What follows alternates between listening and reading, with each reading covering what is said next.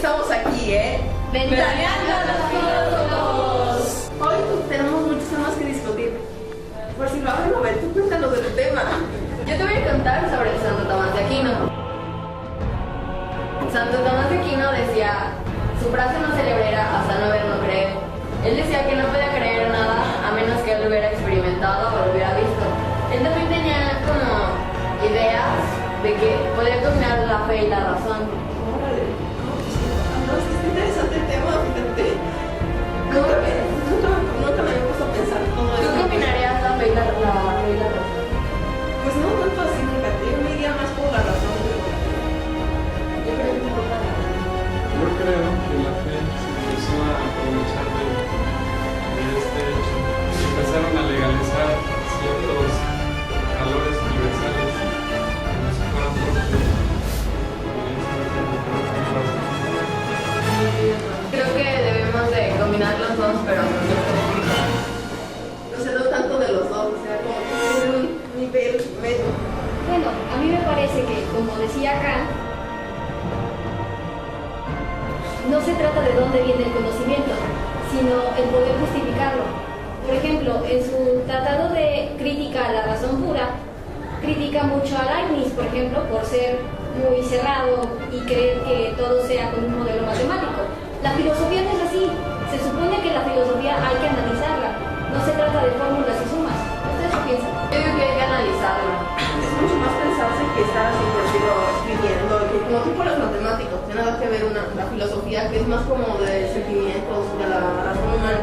Yo creo que es un tema muy complejo, todos los que trabajamos en la filosofía, porque tenemos que ver desde muchos puntos de vista y no podemos juzgar sin conocer, ¿no crees? No sé, por decirlo, bueno, hay muchos filósofos que a lo mejor por el tiempo en el que vivían no estaban no tenían todo ese conocimiento que hay ahora. Por ejemplo, Galileo tenía la teoría heliocentrista, que es que la Tierra giraba alrededor del Sol y no el Sol alrededor de la Tierra. O sea, a lo mejor se separa mucho de la realidad ahorita, pero pues eran formas de pensar que en ese tiempo eran importantes. Tomar muy en cuenta el contexto en el que se estaba viviendo cada uno de los filósofos, porque por ejemplo en la época de Marx, este filósofo alemán, Marx era un estadista que peleaba por los derechos de los trabajadores a toda costa, y él de plano decía que se debía de respetar más al trabajador que al dinero que recibía.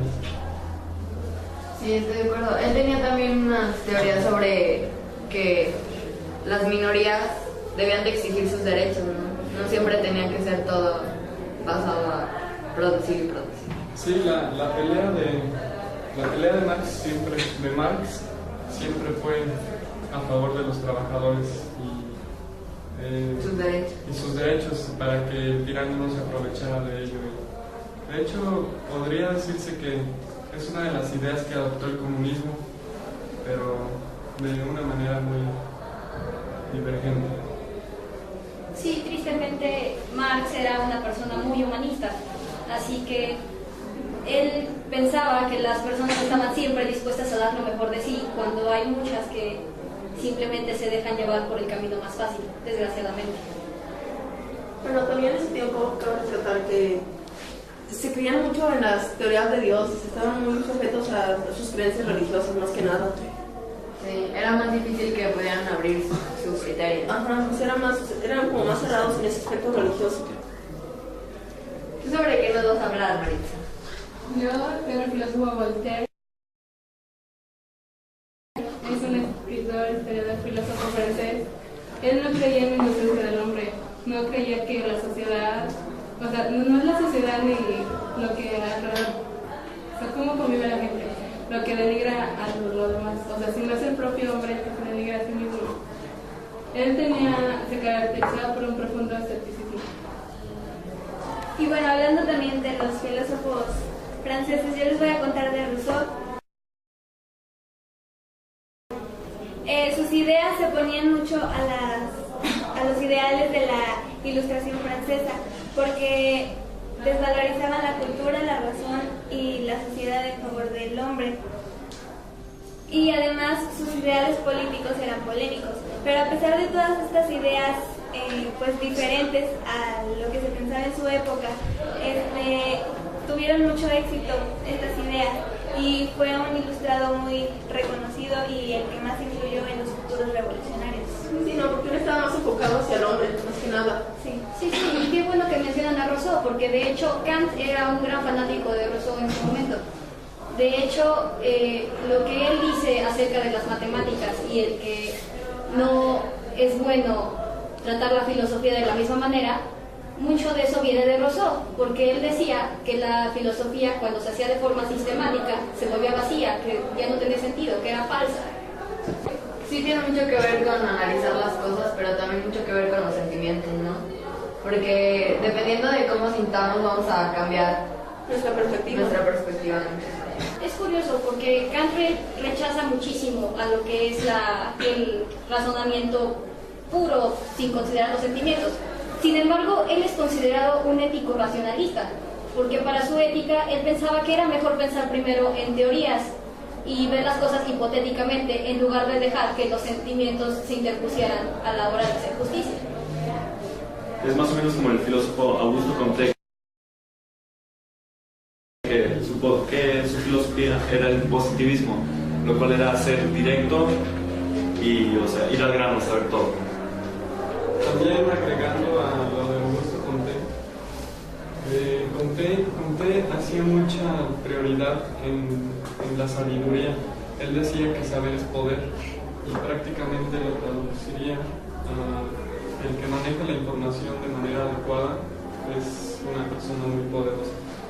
Sí, mira, por decirlo, también Galileo tenía una teoría que es, por decirlo, que Dios gobernaría sobre todos los seres humanos y les pondría nombre a cada uno de ellos, o sea, y que él pondría, por así decirlo, ideas sobre cada uno, y diferentes maneras de pensar. Ah, sí, y hablando de la fe, ¿qué más nos puedes decir de Santo Tomás de Aquino, Mabel? Bueno, pues mira, para empezar, era hijo de una familia aristocrática, o sea, tenía mucho dinero y gracias a esto pudo continuar sus estudios. Estudió teología y un poco de filosofía. Todas sus posturas o sus teorías tienen mucho que ver con las de Aristóteles, estaba muy influenciado por Aristóteles. Y aunque sí trataba de combinar la fe y la razón, estaba muy influenciado por la fe y por el catolicismo. Sí, Y es natural con la época. sí, por decirlo, porque, bueno, también teniendo en cuenta que esa época, de la mayoría de los filósofos de los que estamos hablando, fueron como más el del Renacimiento, o sea, tuvieron muchos inventos en ese entonces. Sí, en medio del Renacimiento y la Ilustración principalmente. Y se enfocaron mucho a los inventos, por decirlo, Galileo, que inventó el telescopio, o bueno, lo perfeccionó más bien. Varios de los filósofos lo que querían era romper los dogmas establecidos con anterioridad, ¿no? Encontrar respuestas a sus preguntas que se habían hecho y eran casi prohibidas. Bueno, hablando de estas épocas del Renacimiento y de la Ilustración, la sociedad empezaba a adquirir más conocimientos y informarse más. Y bueno, Rousseau, ese era un tipo de pensamiento que él tenía, que para cambiar a la sociedad, para transformar al individuo, era necesaria la educación. Y mediante su programa educativo utópico, él criticaba a la educación ilustrada. Y también les quiero compartir una frase que se enfoca un poco en la libertad de Rousseau. Dice que el hombre nace libre, pero en todos lados está encadenado. Bueno, sí, Pati, como te digo, mi filósofo que era Augusto Comte con su teoría del positivismo, decía que el único conocimiento auténtico, el real, era el conocimiento científico. También en la Ilustración, por ejemplo, Voltaire fue uno de los principales representantes de esta época. También él escribió una obra que se llama Cándido, donde el personaje principal dice que nuestro mundo es el mejor de los posibles, pero, o sea, Voltaire no quiere decir eso, o sea, sino es una forma de burlarse de lo que en realidad pensaba. Sí, precisamente era una crítica de Voltaire hacia Leibniz, porque, es decir, cuando Voltaire escuchó eso, prácticamente su reacción fue que vivimos en un mundo perfecto. ¡Ja! Por supuesto que no. Eso es a lo que iba con la obra de Cándido, precisamente. De hecho, lo considero un infortunio el que el personaje crea esto. Bueno, ya cerrando, bueno, lo que puedes rescatar de esto es que todos los filósofos aportaron algo en sí a cada... En esta época precisa que fue Renacimiento, Ilustración, cada quien rescató algo en diferentes aspectos. bueno, ya con el comentario de mi compañera Nadia terminamos esta sección con Ventaneando los filósofos.